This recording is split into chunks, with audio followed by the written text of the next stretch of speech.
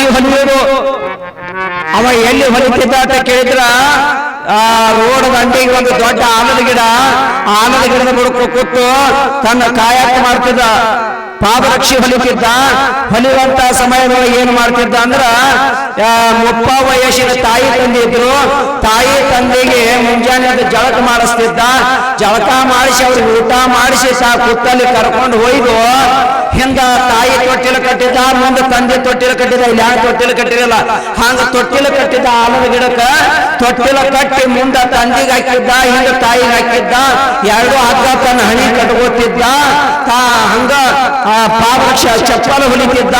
ಮುಂದಕ್ಕೆ ತಲೆ ಹಾಕೋದಂದ್ರೆ ಹಿಂಗ ತಾಯಿ ತೊಟ್ಲ ಬರ್ತಿತ್ತು, ಹಿಂದಕ್ಕೆ ತಲೆ ಹಾಕೋದಂದ್ರೆ ತಂದೆ ತೊಟ್ಲ ಬರ್ತಿತ್ತು.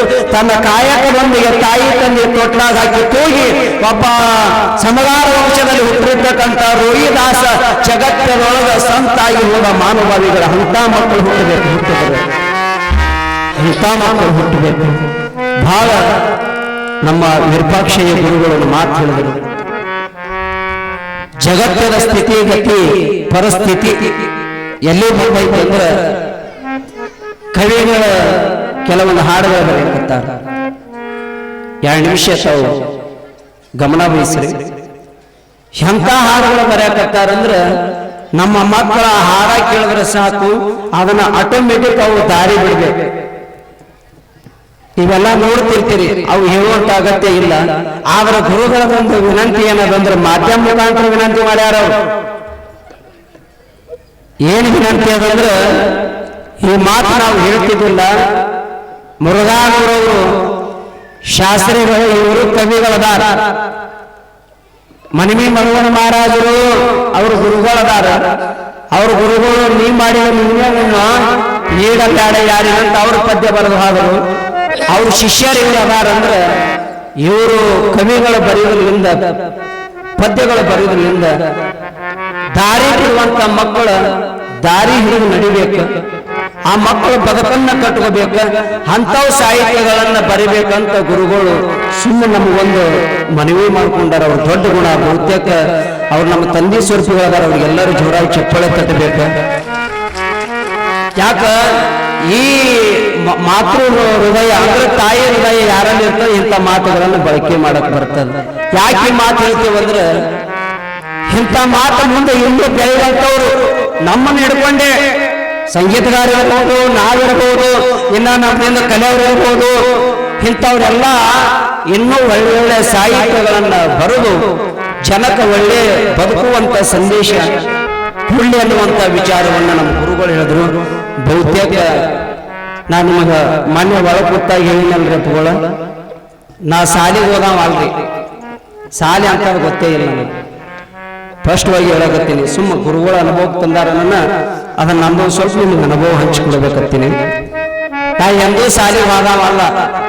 2 ಆಕಳ ಕಾಯಿಲೆ ಕಚ್ಚಿದ್ರೆ ನಾ ಸಣ್ಣವಿದ್ದಾಗ 2 ಆಕಳ ಕಾಯ ಮನುಷ್ಯ ಸುಮ್ಮ ಇಂಥ ಮಾತುಗಳು ಭೇಟಿ ಆದ್ರಂದ್ರ ಅವ್ರ ದಾರ್ಯಾಗರ ಸಿಗಲಿ, ಅವ್ರು ಎಲ್ಲರ ಸಿಗಲಿ, ಅವ್ರ ಪಾದಕ್ಕೆ ಉದ್ದಕ್ಕೆ ನಮಸ್ಕಾರ ಮಾಡೋದು, ಅವ್ರು 4 ಒಳ್ಳೆ ಮಾತು ಹೇಳಿದ್ರಂದ್ರೆ ಬಾಯಿ ಮುಚ್ಕೋದು, ಕಿವಿ ತೆರೆದಿಟ್ಟು ಕೇಳೋದು ನನ್ನ ಕರ್ತವ್ಯ ಇದೆ. ಮತ್ತ ನಮ್ಮಲ್ಲಿ ಶರಣ ಸಂಪ್ರದಾಯ ಊರ ಸಿದ್ದೇಶ್ವರ ಅಪ್ಪಗಳಾಗಿರ್ಬೋದು, ಗದಗಿನ ಪುಟ್ಟರಾಜ ಅಪ್ಪಗಳಾಗಿರ್ಬೋದು, ಮನಿಮಿ ಮರುಗೊಂಡ ಅಪ್ಪಗಳು ನಮ್ಮಲ್ಲಿ 30 ವರ್ಷ ಆಡ್ಲಿಕ್ಕೆ ಬಂದ. ಇಂಥ ಮಹಾತ್ಮರು ನಮ್ಮಲ್ಲಿ ಬರ್ತಿದ್ರು ಅವಾಗ. ಅಂತ ಮಹಾತ್ಮರ ವಾಣಿಯನ್ನ ಕೇಳಿ ನನ್ನ ಜೀವನದಲ್ಲಿ ನಾನು ಕೂಡ ಹಾಡ್ಬೇಕಲ್ಲ, ಹೀಗೊಂದು ಹವ್ಯಾಸ ಕೊಟ್ಟು ಮುಂದೆ 13 ವಯಸ್ಸು ನಂದು. 13ನೇ ವಯಸ್ಸದಾಗ 13 ಅಂದ್ರೆ ಇಲ್ಲಿ ಕೂತದಲ್ಲ ಹುಡುಗ, ಅಟ್ಟು ವಯಸ್ಸು ನಂದು. ಆಗಿನ ಟೈಮ್ದೊಳಗ ಬೆಂಗಳೂರು ಅಶ್ವಿನಿ ಸ್ಟುಡಿಯೋದೊಳಗ ಗುರು ಬೇಕು ಮಾನವ ಕುಲಕ್ ಅಂತೇಳಿ ಮನವಿ ಭಗವಾನ್ ಮಹಾರಾಜರು ಮಾಡಿಕೊಟ್ಟ ಸಾಹಿತ್ಯ ಬೆಂಗಳೂರು ಅಶ್ವಿನಿ ಸ್ಟುಡಿಯೋದೊಳಗ ಭಜನದಾಗ ಕ್ಯಾಸೆಟ್ ಮಾಡಿದ್ದಾನ 13 ವಯಸ್ಸಿನಾಗ. ಬಹುತೇಕ ನಿಮ್ಮ ಮಕ್ಕಳು 13 ವಯಸ್ಸಿನ ಸುಮಾರು ತಗೊಳಕ್ ಬರಂಗಿಲ್ಲ. ಅದು ನಾ ಭಾರಿ ತಿಳಿದಿಲ್ಲ, ಅದು ಗುರುವಿನ ಅಂತ ಕೃಪಾ. ಮುಂದ ನನಗೂ ಸಾಹಿತ್ಯ ಮನವಿ ಮರಗೊಂಡಪ್ಪಗಳು ಆಗಲಿ ಹೋದ್ರು. ಸಾಹಿತ್ಯ ನಾವು ಹೆಂಗ್ ಮಾಡ್ಬೇಕು, ಇನ್ನೊಬ್ಬರ ಬಲ್ಲಿ ಕೇಳಿ ತರ್ಬೇಕಂದ್ರ ಅಂತ ಸಾಹಿತ್ಯಗಳು ಹುಟ್ಟಾಕ್ ತಯಾರಿಲ್ಲ. ಅಪ್ಪಗಳು ಹೇಳಿದ್ರಲ್ಲ, ಮನವಿ ಮರಗೊಂಡ ಮಹಾರಾಜರ ಸಾಹಿತ್ಯ ಅಂದ್ರೆ 2ನೇ ಕಡ್ಕೋಳ ಮಡಿವಾಳಪ್ಪ ಅವರು, ಶಿಶುನಾಳ ಶರೀಫ್ ಸಾಹೇಬರು, ಕಡ್ಕೋಳ ಮಡಿವಾಳಪ್ಪನವರು ಎಂತ ಪದ್ಯ ಬರಲ್ಲ. ಆ ತತ್ವಕ್ಕ ಸೀಮಿತರಾದವರೇ ನಮ್ಮ ಮನವಿ ಮದಗೊಂಡಪ್ಪಗಳು, ಮನವಿ ಮದಗೊಂಡಪ್ಪಗಳು. ಚಪ್ಪಾಳೆ. ಬಹುತೇಕ ನೀವು ಕೇಳಿರಿ, ಶಿಶುನಾಳ ಶರೀಫ್ ಸಾಹೇಬರು ಹಾವು ತುಳಿದೇನೆ ನಾನಿನ್ನ ಹಾವು ತುಳಿದೇನಂತ ಅವರು ಶಿಶುನಾಳ ಶರೀಫ್ ಸಾಹೇಬರು ತಮಗೆ ಆಗಿರೋ ಅನುಭವ ಇಲ್ಲ, ಅವರು ಬರೆದರು, ಅವ್ರು ಹಾಡಿದ್ರು. ಮನವಿ ಮಲಗೊಂಡ ಪುಗಳು ಏನು ಬರೆದರು? ಗುರುವೇ ನನಗ ಕಡದದ ಹಾವ, ನಾನು ಸನಿನೇ ಇತ್ತು ಸ್ವಾದರ ಮಾವ, ಹಾವಿಗಿತ್ತು ಬಹಳಷ್ಟು ರಾವ, ಬಾಯಿಲೆ ನುಡಿದೋ ನಾ ಶಿವ ಶಿವ, ಗುರುವೇ ನಂದು ಉಳಿಸಪ್ಪ ಜೀವಂತ ಮಹಾರಾಜರು ಪದ್ಯ ಮಾಡಿದ್ರು.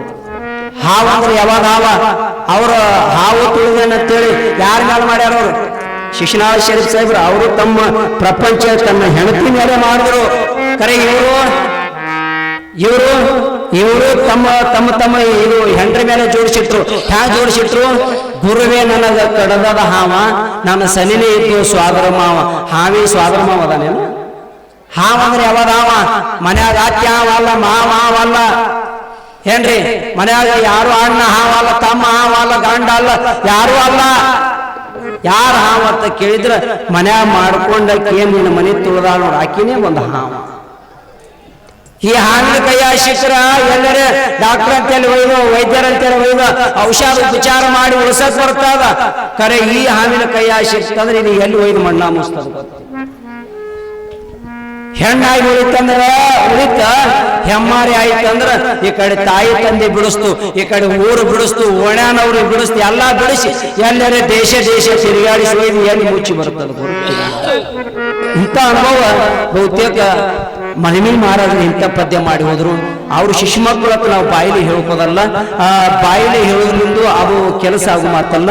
ಅವರ ನಡೆದ ಬಂದ ದಾರಿ ಒಳಗ ನಮ್ಮ ಶಕ್ತಿ ಎಟ್ಟು ಕೊಟ್ಟಾನಲ್ಲ ಅಟ್ಟು ನಡಿಬೇಕಂತ ತಿಳ್ಕೊಂಡು ಅಪ್ಪಗಳು ಹೇಳಿದ್ರಲ್ಲ, ಆ ಪದ್ಯಗಳನ್ನ ಹೆಂಗ ಬರಿಬೇಕಂತ ಕೇಳಿದ್ರೆ ನಮ್ಮ ಪದ್ಯಗಳಿಂದ ಇನ್ನೊಬ್ಬರ ಮಕ್ಕಳು ಕೇಳಿ ಉದ್ಧಾರ ಆಗ್ಬೇಕ.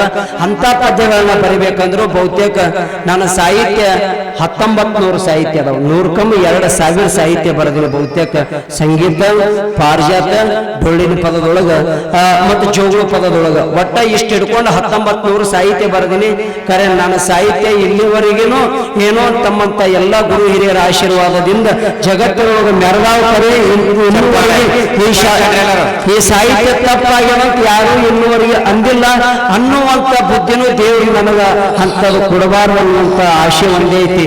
ಅಪ್ಪಗಳು ಹೇಳಿದ್ರಲ್ಲ, ನೀ ಮಾಡಿ ನೀನೇ ಉಣ್ಣು, ನೀಡ ಬೇಡ ಯಾರಿಗಂತ ಮನವಿ ಮಗಗಳು ಮಾಡಿದ್ರು ಬರೆದ ಪದ್ಯ ತಿಳಿದ್ರಲ್ಲ. ಮನವಿ ಅಪ್ಪಗಳು ನೀ ಮಾಡಿದ ನೀನೇ ಉಣ್ಣಂತ ಪದ್ಯ ಬರೆದ್ರು. ನಾ ಏನು ಬರೆದ ಅಂದ್ರ ಈ ಊಟನೇ ನಾಳೆಗೆ ಸಿಗಂಗಿಲ್ಲ ಅಂತ ಅದಕ್ಕೆ ಅದ್ರ ಪದ್ಯ ಬರೆದೆ ನಾನು. ಅಪ್ಪಗಳು ಅದು ಬರೆದ್ರು. ಅದು ಹೆಂಗ? ಸತ್ಯ ಶರಣರು ಮಾಡಿದ ಅಡಿಗೆ ಮುಂದೆ ತೊಳೆಯೋ ನೀ ಗಡಿಗೆ, ಈ ಊಟ ಸಿಗುವುದಲ್ಲ ತಮ್ಮ ಹುಡುಕಿದರೆ ನಾಳಿಗೆ. ಅಡಿಗೆ ಅಂದ್ರೆ ಎಂತ ಅಡಿಗೆ? ಉಪಕಾರ ಇಲ್ಲದ ಅಡಿಗೆ, ನಾಕ ನೋಡಿದ್ರೆ ಬರುದಲ್ಲ ಮುಗಿಗೆ. ಸಕ್ಕರೆ ಬೆಲ್ಲ ಹಾಕೇ ಇಲ್ಲ ಕೇಳಿ ನೋಡು ಉಂಡವನಿಗೆ, ಅದರ ಸವಿ ಅರ್ಥವನೇ ಬಲ್ಲ ಹೇಳಕ್ಕಾಗುವುದಿಲ್ಲ ಯಾರಿಗೆ. ಮಹಾರಾಜರು ಅದು ಬರೆದ್ರು. ಅದಕ್ಕೆ ಎದರ ಇದು ಬರೆದೆ. ಮತ್ತು ಅಪಗೋವನ ಪದ್ಯ ಬರೆದ್ರು. ಅಂಗಿ ಹರಿದಾದರ ಹರಿಲಿಲ್ಲ ಗುಂಡಿ, ನಿನಗೆ ಹ್ಯಾಂಗ ಉಚ್ಚಿತ್ತು ಅರಮನೆ ಕೊಂಡಿ. ಮಹಾರಾಜರು ಅಂಗಿ ಹರಿದಾದರ ಹರಿಲಿಲ್ಲ ಗುಂಡಿ ಅಂತ ಬರೆದ್ರು. ನಾ ಏನು ಪದ್ಯ ಬರೆದ ಅಂದ್ರ, ಎಷ್ಟೋ ಮಂದಿ ಉತ್ತರ ಹರಿಲಿಲ್ಲ ಈ ಅಂಗಿ, ಬಹಳ ಜಾಣತನದಿಂದ ಹೊಲದಾಳ ತಂಗಿ. ನಾ ಪದ್ಯ ಇದಕ್ಕೆ ಕರ್ಕೊಂಡ್ಕೋತ ಇಂಥ ಪದ್ಯ ನೀವು ನೋಡಿದಲ್ಲ ಯೂಟ್ಯೂಬ್ದಾಗ. ಯಾರಿಗಾಗಿ ದುಡಿತಿ ಎಲ್ಲ ನಂದಿ ಅಂತಿ, ಇದ್ರಾಗ ಏನೈತಿ ಯಮ ಬಂದು ನಿನಗ ಒತ್ತೊತ್ತು ಇವಾಗ ಬಿದ್ದು ಬೋರ್ಯಾಡಿ ಹೇಳತ್ತಿ. ಇಂಥವೆಲ್ಲ ಹಲವಾರು ಸಾಹಿತ್ಯಗಳನ್ನ ಬರ್ಕೋತ ಬಂದೆವು. ಸಾಲಿ ಕಲೀಲಾರ ಮಗ 1900 ಸಾಹಿತ್ಯ ಬರೆದಂದ್ರ ಇದೇನು ನನ್ನ ಸಾಮರ್ಥ್ಯ ಅಲ್ಲ, ನನ್ನ ಶಕ್ತಿ ಅಲ್ಲ.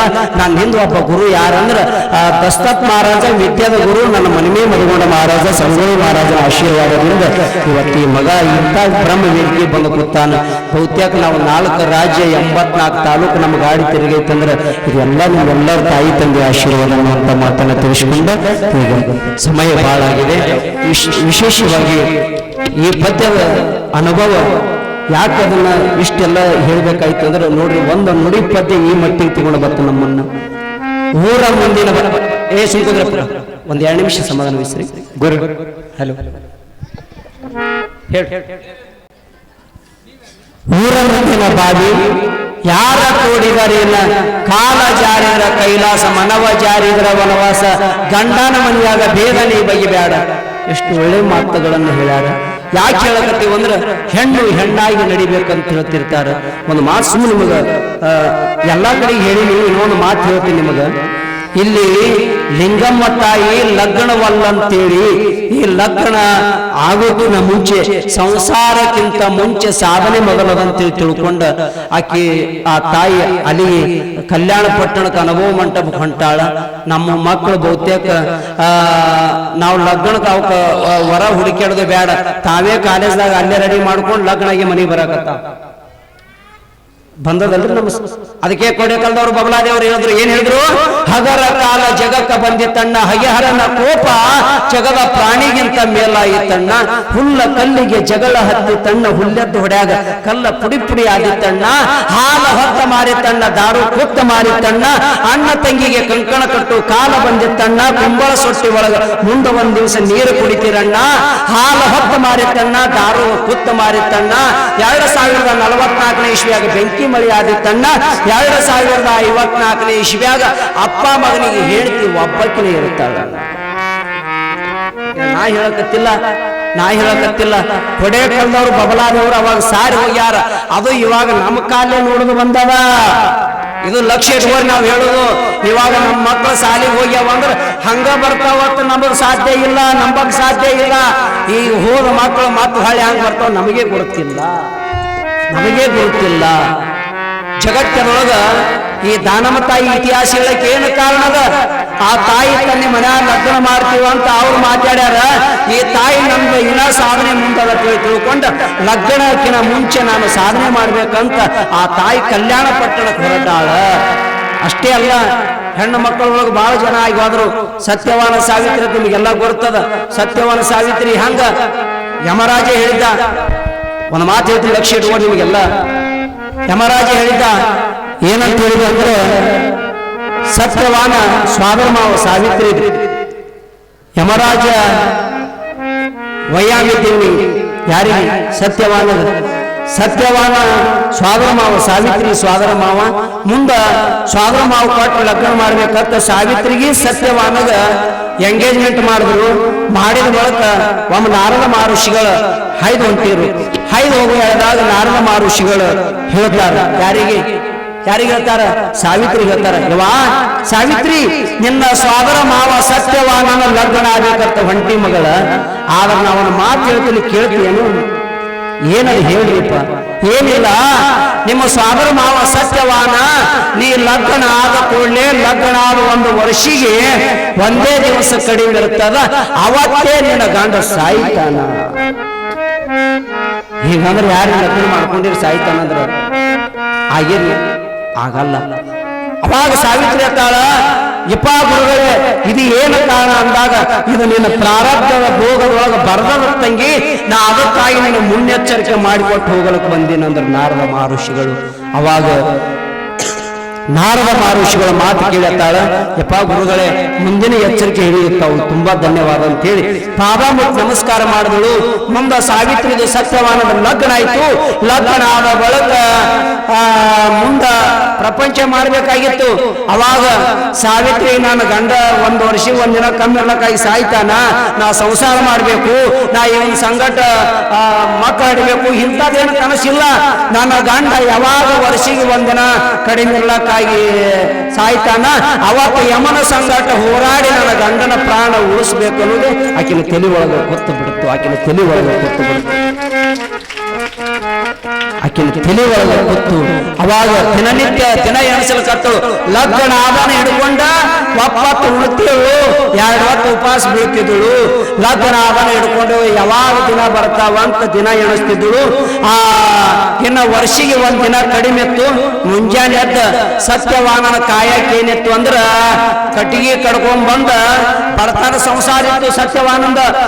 ದಿನನಿತ್ಯ ಕಾಡ ಅರಣ್ಯಕ್ಕೆ ಹೋಗಿ ಒಣಗಿದ ಕಟ್ಟಿಗೆ ಕಡ್ಕೊಂಡು ಬಂದ ಊರಾಗ ಮಾರಿ ಜೀವನ ಸಾಧಿಸ್ತಿದ್ದವ ಸತ್ಯವಾನ. ಅವಾಗ ಸಾವಿತ್ರಿ ಕೊರತಿತ್ತು. ನಾರದ ಮಹರ್ಷಿಗಳು ಹೇಳಿದ್ರು, ವರ್ಷಿಗೆ 1 ದಿವಸ ಇರ್ಲಕ್ಕಾಗಿ ನಿನ್ನ ಗಂಡ ಸಾಯ್ತಾನಂದಿರು. ಇವತ್ತು ವರ್ಷಿಗೆ 1 ದಿನ ಕಮ್ಮದ. ನನ್ನ ಗಂಡನ ಬಿಟ್ಟು ನಾ ಅಕಸ್ಮಾತ್ ಆಗಲ್ದ ಅಂದ್ರ ನನ್ನ ಗಂಡ ಇವತ್ತು ಸಾಯ್ತಾನ. ನನ್ನ ಗಂಡ ಹ್ಯಾಂಗೂ ಕಟ್ಟಿಗೆ ತರ್ಲಾಕ್ ಹೊಂಟಾನ, ನನ್ನ ಗಂಡನ ಸಂಗಟ ನಾನು ಹೋಗ್ಬೇಕಂತ ಸಾವಿತ್ರಿ ವಿಚಾರ ಮಾಡಿದ್ರು.